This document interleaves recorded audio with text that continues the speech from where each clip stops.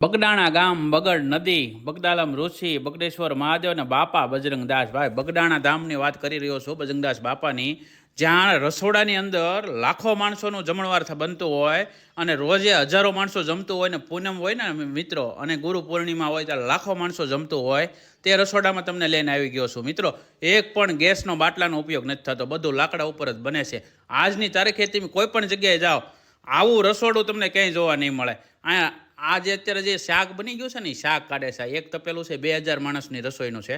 એવા કેટલાય તપેલા ભરીને શાક અહીંયા નીકળતું હોય છે. અને મિત્રો ભાતની વાત કરો ને તો અહીંયા ભાતનો ભંડાર હોય છે રોજે રોજ.